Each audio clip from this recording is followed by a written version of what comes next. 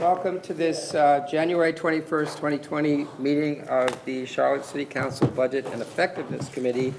Let's kick off with the introduction, starting back there in the corner. I'm Ashley Price with General Services. Jennifer Smith, General Services. Delaney Honeycutt, Human Resources. John Lewis, CATS. Marie Harris, Strategy and Budget. Hill Rieger, General Services. Over there in the corner. David Zur, Charlotte Water. Ethan Smith, Strategy and Budget. Phyllis Heath, Planning, Design, and Development. Craig McDowell, City Internal Audit. Betty Matos, Finance. Teresa Smith, Finance. Daniel Dougherty with Jerry Becker, External Auditor. Eddie Burke with Cherry Valley External Audit. Lauren Livingston, Strategy and Budget. Renee Johnson, City Council. Julie Eisel, Committee Member. Ed Driggs, Committee Chair. Malcolm Graham, Committee Member. Angela Charles, Assistant City Manager. Kelly Planner, Chief Financial Officer. Ryan Bergman, Strategy and Budget. Okay. I want to point out we have quite a lot to talk about today, and I'm going to try and keep this on a bit of a schedule so we get through it all. And with that, I'd like to hand over to Assistant City Manager Angela Lee. She is here. Yes, good afternoon, Chairman Driggs, Vice Chair Julie Eisel, and committee members.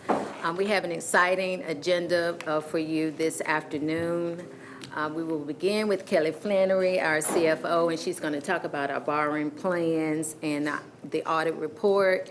Then Phil Rieger, General Services Director, will discuss our capital projects and give us an update.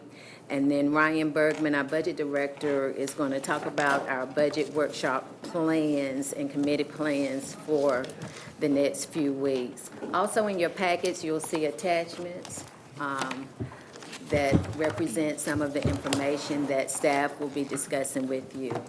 So I will not delay any further, and we will begin with Kelly. Before we do that, let's finish the introductions. Okay? Dimple Ajmera, Committee Member. All right, Thank you. Go ahead. Thank you. Good afternoon, everyone. I just wanted to, given the volume of bond issuances we have coming in the next 4 or 5 months, kind of lay out a calendar for the year.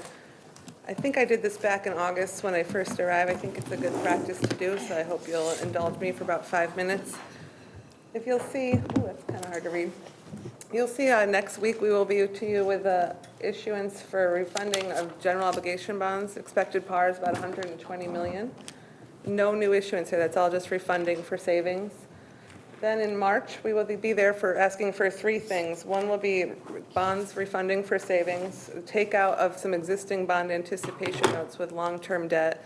Those are projects related to Concourse D that just recently opened. That's just the long-term takeout of those.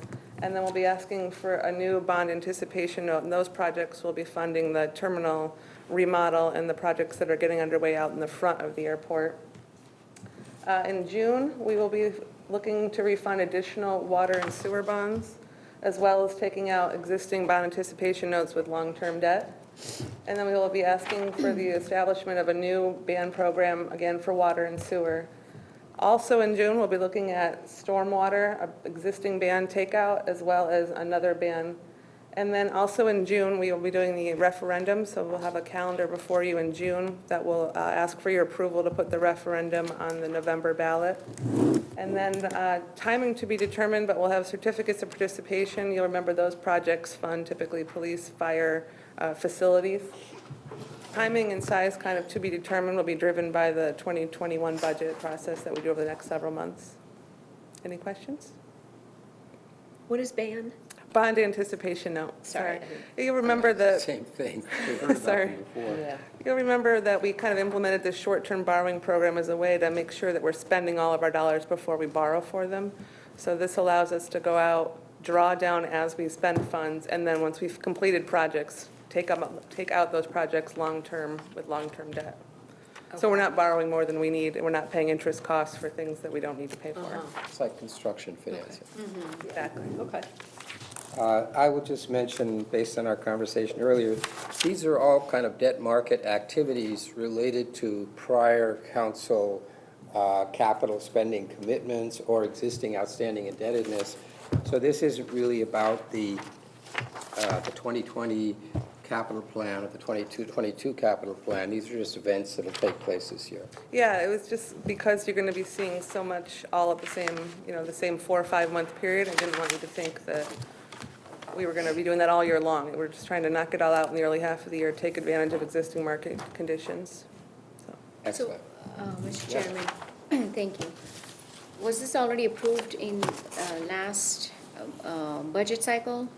So some of the CIP is, some of it is refunding for savings. So these were deals that were issued back in 2009 and 2010, that the interest rate savings are just lower now, so we can refund them and get interest savings. Got it, but none of this is for this budget cycle? No Okay. projects that haven't already been approved. The projects were all approved. We just hadn't borrowed long-term for them yet. Okay, thank you.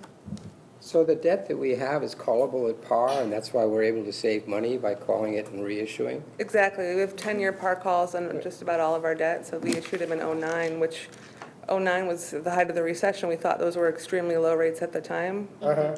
10 years later, it's even lower, so, Okay, good deal. yeah. Next. The next thing, hopefully you all saw in your mail on Thursday, or maybe even picked it up today, a very large bound book. This is the CAFR, the Comprehensive Annual Financial Report. So every year, the state law requires that all governments publish a complete set of financial statements. So we run July 1st to June 30th. So every June 30th, we put our pencils down and we say, what's our number on this date? And it takes about 3 months to get all the numbers lined up.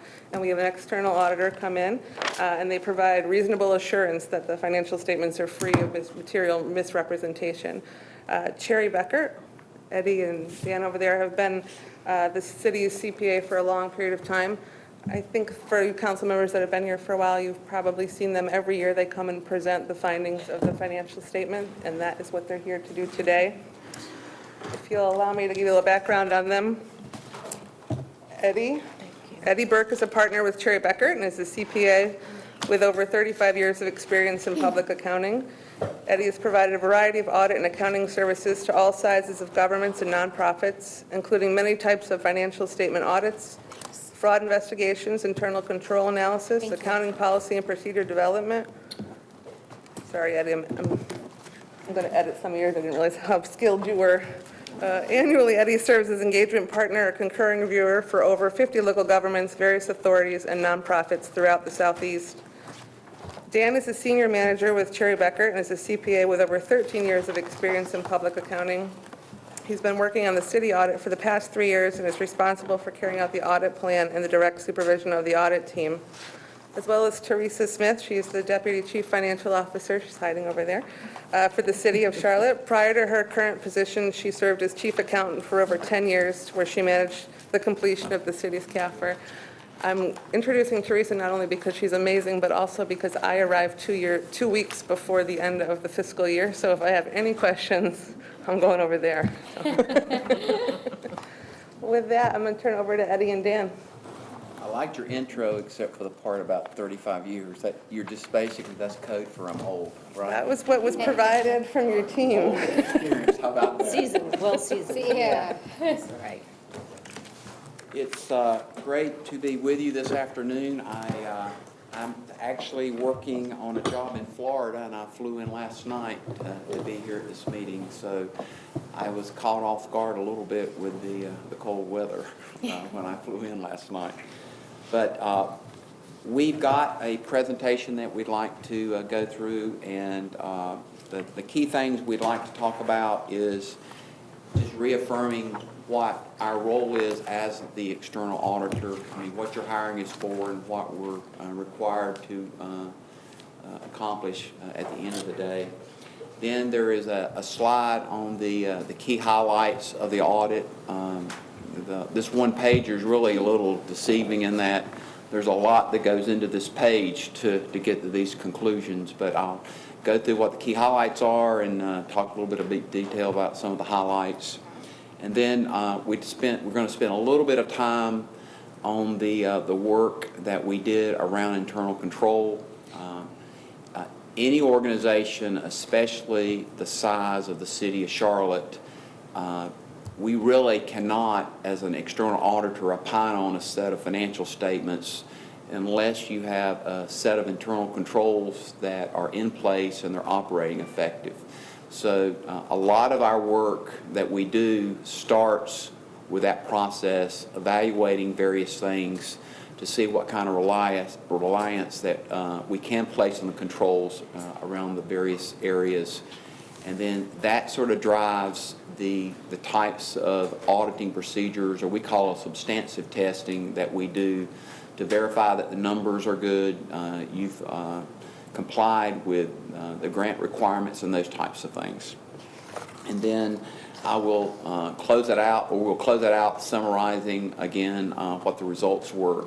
I will say that I'll give you two options. If I say something on one of the slides that you have a question on, if you want to go ahead and raise that and address it at that point, I'm happy to do that. If you want to wait to the end and ask your questions, I'm fine with that too. And again, just so you know, I'm going to be going through the role and the key highlights, and then Dan is going to go through the work we did around controls and the actual testing that we did in the areas. So our goal is to do this in about 30 minutes. Is that an appropriate time frame from your standpoint? I can talk as long as you like. I can Okay. talk as short as you like or as long. I could talk 5 slides for an hour. I can talk for 30 minutes. So All right, well, let's try to get through this segment in 30 minutes, and thank you. Okay. I'd like to begin with what our role is when you hire an external auditor. First, there's 3 things that we're required to do as your external auditor. The first thing is we have an oversight body, we have rules and regulations, and we call them standards that sort of dictates what we do and how we report things. In your particular case, there's 2 key standards that you're required to follow. One is government auditing standards, and the second is the standards around your grant compliance. There's 2 standards, or 2 oversight bodies that we comply with there. For your federal dollars, there's federal guidelines. It's called the Uniform Guidance that we are required to follow. In the state of North Carolina, there's actually a state law. We call it the State Single Audit Implementation Act, and that sort of drives what we do when it comes to state dollars or state matching dollars on federal. So our entire audit is built around those standards and ensuring that we do what we're required to do. So that's the first thing. We do our audit, and at the very end, we issue an opinion. There are 5 opinions, and I'll go into those in just a few minutes, for the city that we issued, which is the result of the audit procedures and the test of controls that we did. And then finally, the standard specifically requires that we communicate certain things to the oversight body. In this case with the city, it's this particular body. So there is a letter that we issued. I refer to it as a SAS 114 letter, and that does go back a number of years. I think it's changed, but I still refer to it as that. Basically, what that letter requires us to communicate is if there's been any policy changes that would affect the financial statements, what the significant estimates were that were used in compiling and estimating when expenses are recognized, when revenue is recognized, and also whether or not there's any adjusting journal entries that we proposed, whether or not there was any past adjusting journal entries that we proposed. And also in that letter, there is a discussion on the different types of the components of the financial statements and what we're opining on or issue an opinion on and what we're not. All of that is addressed in that letter, and I'll go through that in a little bit more detail in just a second. As far as the results are concerned, there were 5 opinions or 5 reports that we issued for the city of Charlotte. All of the reports were unmodified. That is the report that you want. The first report is our opinion on the numbers and the notes themselves in the financial statements. Basically, what that opinion is saying is that we've done the audit procedures and we believe that the numbers and the note disclosures in the financial statements are not materially misstated. That's really what it amounts to. The second report, we call it a Yellow Book report. That is required by the Uniform Guidance, or the feds. That is where we actually go in, we look at the control environment around the city, and we also look to ensure that you are complying with laws and regulations. In the state of North Carolina, you are required, the finance piece of it is required to operate under GS 159. So what we do, we actually go through the key parts of 159, and we ensure that you're doing those things. So we do specific testing around that. And then we look at the control environment around that. As far as the federal and the state opinions are concerned, those are two different opinions. Basically, what we do there is that there are guidelines that dictate what we audit as far as the programs. There's a formula, and there's some, it's risk-based, plus there's some criteria in there about having to audit a program, if it's a large program, at least once every 3 years. But we go through and do a risk assessment. We identify the programs that we're required to audit each year, and then we do two things. We look first and evaluate what we refer to as administrative controls. Administrative controls are basically what are the controls that the city has in place for each grant that make sure that the people that are administering the programs, they know what they can and cannot do, they know when reports are due, they know when what allowable costs they can charge to a grant, those types of things. And then once that is done, we actually decide and determine what types of compliance that we actually audit for. For instance, if you have a grant that it's driven primarily on reports being filed timely, we make sure those reports are being filed timely. If it's allowable cost, we actually pull a sample of cost that was charged to the grant and make sure that it was cost that was allowable to be charged to the grant. We do that for both federal and state dollars. And then the fifth one is PFC. At the airport, the city collects and receives PFC charges that's on individual tickets for people that fly through the airport. You're required to spend that on certain projects. There's actually an application that you file that tells the feds what you are going to do with the money. And then you collect those fees. We actually go in and we look at the controls around that process, and they also ensure that any costs that were used to offset those funds that were collected, it was for one of those allowable projects that was identified and approved by the FAA. Chairman. Yes. Thank you, Mr. Chairman. So, does your audit include all federal and state grants, or is it just based on amount? So if it's over a certain amount, is it all of them? Great question. Federal and state grant. I wasn't sure if there was a negligible amount for the audit purpose. There's three buckets of grant, and the answer to your specific question is no, we do not audit every grant. Got it. Okay, there's three, through the process, and this is dictated by the feds and the state, there's three buckets of programs. There's what we refer to as Type A, which those are, is a mathematical calculation, and is it $3 million? $3 million. $3 million. So every grant that's where you've spent over $3 million at the city, that falls under a Type A program. Okay, for all of those programs, we go in and we assess risk. And if we find that the program is a higher risk program, or the program has not been audited once in the last 3 years, it's automatically what we refer to as a major program, and we have to audit it.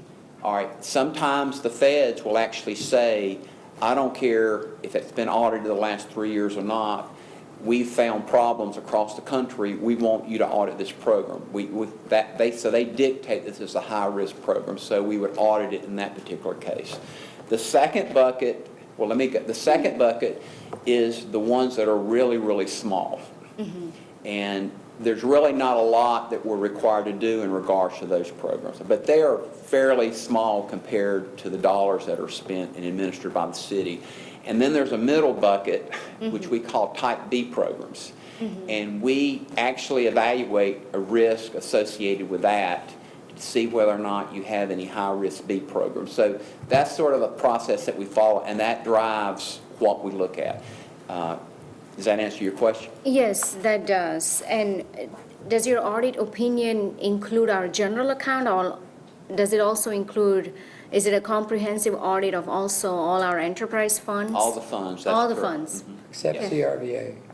except CRVA, is that correct? Yeah, they are audited by a Different component auditor. They're- that- We review their report and give reference to them in our opinion. They're actually not part of the city as far as the primary government. They are what we define as a component unit, and there's some criteria that defines what's got to be reported on. In that particular case, that is audited by another firm. We actually get a copy of their audit Right. report, and then we do procedures around that to make sure we can rely on it. So it's still being audited, it's just not by correct. by your office, That but is correct. other auditors? That is correct. Okay, thank you. Okay. Good, great question. Yes, ma'am. Just a clarifying question. So there's type A, B, and C? Well, we call them A, B, and then everything else, but, yeah, but yes, that's probably a correct way of saying it. Okay. Thank you. Okay, all right. As far as internal controls are concerned, I mentioned earlier that we spent a lot of time over the internal control environment at the city. And if you go to your financial statements and you go to the yellow book, you will see where the city did have a material weakness that we reported on. Right? That is circled around two areas.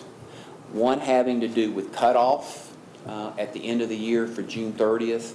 That was affected in a couple of areas. The first was CIP, construction, that's an acronym, I'm sorry, construction in progress with all the projects. There's a ton of projects going on at the city. When we were looking at the control environment, there was some projects that had originally been set up as construction in progress, and there was a period of time where the city had elected not to go forward with those projects. Once that decision was made, that should have been taken out of CIP and written off as an expense. There was another case where in CIP where you had a project that was actually placed in service prior to June 30th, but it wasn't placed in service until after June 30th. Now, it didn't matter as far as, it was basically a classification of where it was going to be reported on the financial statements, but the impact to your financial statements was it should have started being depreciated. It was not material, but it was still circled around CIP. And then the final area around cutoff is that you have some grants that are expense-driven. When you spend the money, you're entitled to get reimbursed, and you, in theory, should be recording that as a receivable. The city found all of this, by the way. They found it late in the process, so this was not something we really found, but it was something that the city had identified at the very tail end. There was a receivable that had not been booked. So that was basically, when we looked at the overall arching process and the fact that it did get caught early in the process, we just felt like there was a control failure there. I will tell you that the city's process, you do have a process in place. It's just a matter of making sure the people and the departments understand it and they're following it. I mean, that's really what it amounts to. It's not a failure in per se that you don't have a process, because you do. So what is the threshold of materiality? Gosh, what was it? I forgot. The threshold material is different for every fund. I think for the government-wide funds, I think it's 30 million. And these are things that were disclosed as material weaknesses, but they do not actually affect what we would call the clean or unmodified opinions. It was below materiality, that's correct. And in fact, is the failure to book a receivable kind of work in our favor, as it were? Well, actually, I mean, you're bringing up a good point. You must be an accountant. Finance, yeah. Okay. Actually, you had one entry that was going one way, and you had one entry that was going the other way. When you net them together, it was not material. And one of these was related, I think, to a federal program, is that right? That's correct. So is there any issue about disclosure to the feds or anything like that? Are they concerned about whether or not? This was basically just applying to get the money back. They already had applied for some of the money Yeah. and received that money before we finished the audit. There was just additional proceeds that they needed to get after that as well. Right. So did you have a recommendation as a result of these weaknesses? As far as the CIP is concerned, is that basically reinforcing that policy that you do have. Right. Because basically what the policy is on CIP right now, and this was actually something that came up a couple of years ago. Again, the city is so large, I mean, finance, I'm going to defend finance to some extent. There's no way finance department is going to know what's in process and what should be closed out at the end of the year. I mean, there's just too many projects going on.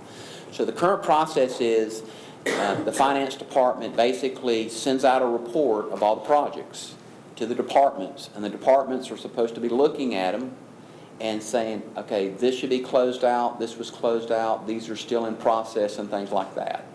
And I will tell you, multiple cities across the state do the same thing. So that process is good. There just needs to be some training to make sure that people are actually following that process. So Kelly, we don't have a resource issue as to, whether or not we were sufficiently staffed? No, I think what's been happening is we have a lot of new people coming in on the different operating departments. So our attempt to mitigate this is we've scheduled a meeting for, I think it's next Thursday, where the accountant level people of each of the operating departments come in, and we just start with retraining. And then as we do, like I said, we put our pencils down on one random day in June, but we're trying to think of what can we do throughout the year that can alleviate this problem. So like Eddie said, we sent out this report. We're going to send that report out with more frequency. We're going to get more involved in the finance department. Like Eddie said, it's challenging to know what specific water project has come online, but we're going to do our own due diligence, set up a tracker. Has this project been outstanding for so many days? Is it one that we need to prompt, get more intel on? We're going to become more aggressive, but we're also going to mandate that from the departments as well. I mean, this is in the general ballpark of our ongoing management of capital projects and some of the things we're going to hear about later in the meeting, right? I mean, it's all a question of keeping those records. Your point is, with all the CIP projects that you have, and I was noticing all the funding that you're looking at borrowing, you really need to get your hands wrapped around making sure things are closed out when they should be. And I mean, the city is addressing this. But I mean, a failure to write off an expense that was incurred that is not going to lead to a useful asset, that can have an impact. So we would want to know about that. So, Okay. And then the second part, it was around the grants. You were asking me about recommendation.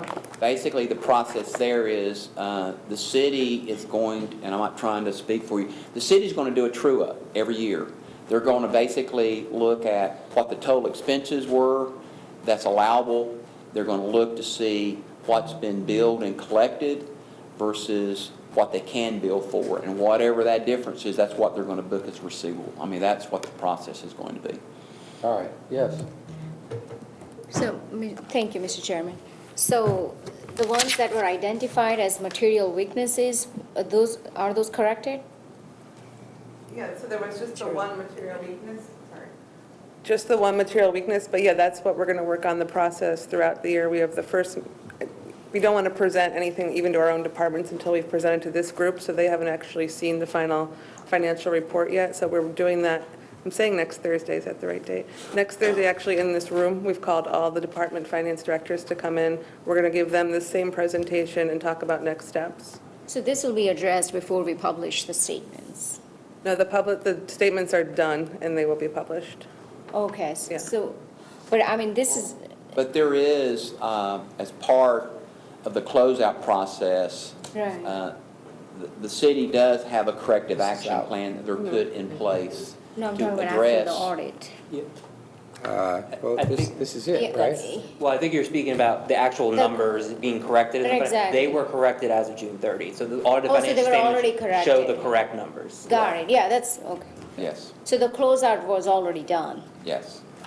And as Eddie said, the corrective action plan is in that document as well, and now it's just on us to implement it. Got it. So we identified it, we reported it, we made recommendations, and the city has responded what they're going to do to address it. That's basically the way the process works. And next year, as part of our audit process, we will actually go back in to see what the city did to address it. And we'll report they addressed it and everything's fine, or if they didn't address it, which I don't think that will be the case, we will report back to you that it was or was not addressed. I mean, that's the process. Yep, that helps. Thank you. Good. Okay, I think we've got one more slide, trying to keep us on track. Told you I could talk for an hour. Yeah, I know. I'll speed it up real quick then. Uh-huh. For single audit, we actually audited 8 programs this year, sort of getting, and that was expense-driven and dollar-driven. That was a little heavy, and that was more programs that typically have to be audited. This was a heavy year. You got a lot of state funding that fell into requirements, so we looked at that. And just so you know, from a compliance perspective, the city's doing a good job at administering their grants. I mean, they do a pretty good job in all of that, so we didn't have any issues associated with that. And then from a required communication, the major thing I want to just say here is that there was a new reporting standard that had to be implemented this year. It didn't have effect numbers. It was Gatsby Statement 88, and basically that standard required that there be some additional disclosures around your debt of the city that were revenue driven.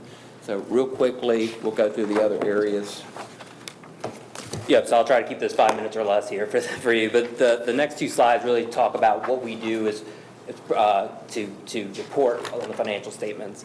And so first of all, as Eddie had mentioned, internal controls being the most important thing that we are looking at as part of our audit is identifying significant transaction cycles. Those significant transaction cycles are normally, and they are for the city, your cash receipts, receivables process, your disbursements, payables process, and your payroll process, including also financial reporting and close of your books at the end of the year. We obtain an understanding from management about those controls. We meet with departments, we meet with the individuals processing these transactions to understand what controls are in place to make sure that the information being presented in the financial statements is accurate and complete. We do a walkthrough of those key areas, but we also look at other process controls that are not necessarily key areas just to make sure that there are still processes in place. In terms of our test of internal controls, we do a test of those internal controls. This year, the test was surrounded around payroll. In conjunction with the payroll, we also look at the census data you're sending to your actuaries for your pensions and OPEB benefits to make sure that information is correct. And then we're also looking at internal controls from a compliance standpoint when we look at your laws and regulations, whether that's budget testing in accordance with the General Statute 159, and then also for our single audit. As with single audit, we are required to not only test compliance, but that there's controls in place that are making sure you are in compliance as well. As a kind of an unpredictability test that we did this year is we asked management to identify all the cash collection points of the city, and then understand when they were last audited, either by finance or by internal audit. And then we got an understanding of that and made sure that there's proper controls in place under the cash collection points as well. And just a quick, the reason that was done, like I say, I do a lot of governments, and we have seen some other governments where the units did not have their hands around the cash collection points. Mm-hmm. So we basically just arbitrarily just got a feel for, does the city know where the money's coming from? Do they know how much and how long has it been since looked at? And the city was doing fine in regards to that. Yeah. Okay. In terms of the journal entries, we're just looking at any manual journal entries to see if there's anything that's suspicious or could have indications of fraud, and I'm happy to note that we had no indications of that, and also journal entries were properly approved and had supporting documentation. And then from an information technology standpoint, we send out questionnaires to your IT department. So looking at your general computer controls, that's looking at the firewalls, looking at password length, lockout procedures you may have, and change management policies and procedures you may have in place if there are any change that would occur in the IT function. I just want to do mention on cybersecurity that continues to be a hot topic in the government world as more and more governments are getting hit with cyber attacks. We understand the city is actually quite mature in your cybersecurity assessment, and we just want to say that you continue to look at ways to do that. There's 3 ways in which you look in cybersecurity, and that is first the training of your employees, because that's your number one area where you're going to be attacked is through the phishing emails that are out there. It's then through testing your employees to make sure that they are not clicking on those emails, whether it's send a fake email out to see how many people click. And then last, after you've done all that, you kind of look at your penetration testing and see if someone can get into your system. And in all 3 areas, the city has done that in the past year. So you guys are well on track in terms of the cybersecurity, but you always have to keep vigilant and make sure you're continually updating your policies and procedures with that. We did manage to avoid the ransomware that infected the county. Yes. By shutting everything down. I give a lot of credit to our IT people for that. Yeah. Okay?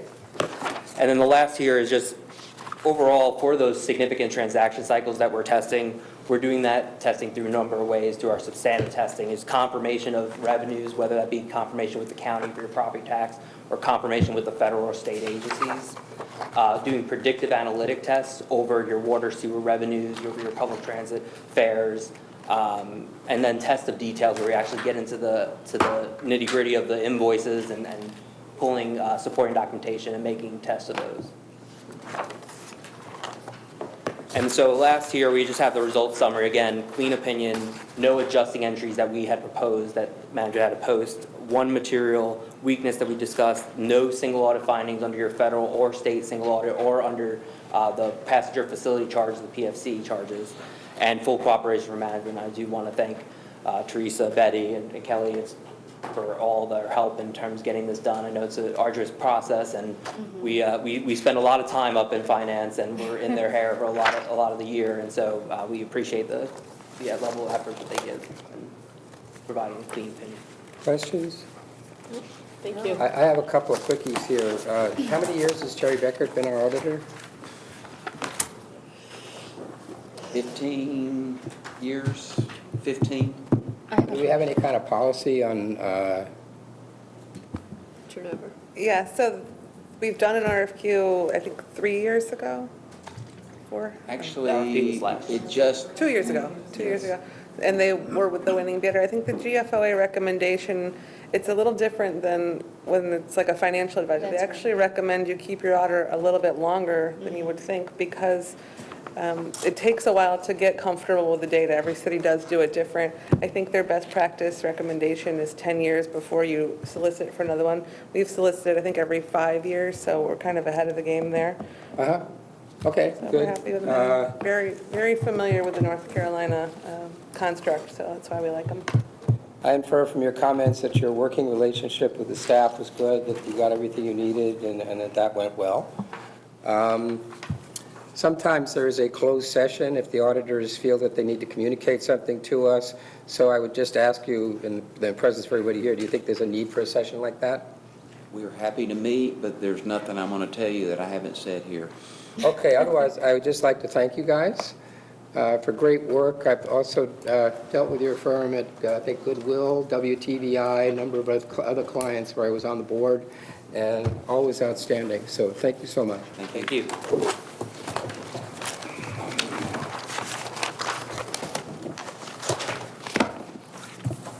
Ms. Lee, what's next?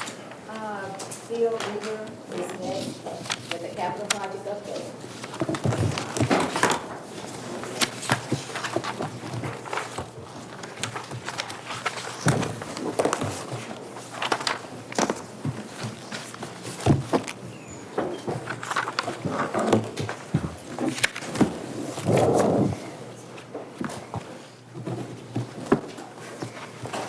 Good afternoon, Chairman Driggs, Vice Chair, members of the committee. I'm Phil Rieger. I'm the Director of General Services. It's exciting for me to be in front of the committee in a little different capacity. Yeah, welcome. And good luck, Ryan. Phil, we're going to try and do this in 30 minutes, just so you pace yourself. We'll go quicker, hopefully. Okay. We'll go quicker. I have with me Jennifer Smith, and it's not often that the city hires a new city engineer. And so if you give me an opportunity, I'd like to introduce Jennifer with you so you get familiar with her experience. Jennifer has 25 years with the city. Most recently, she was the deputy city engineer, but in her past, she's been the stormwater division manager. She's worked in land development, and she started her career with the city in contracts.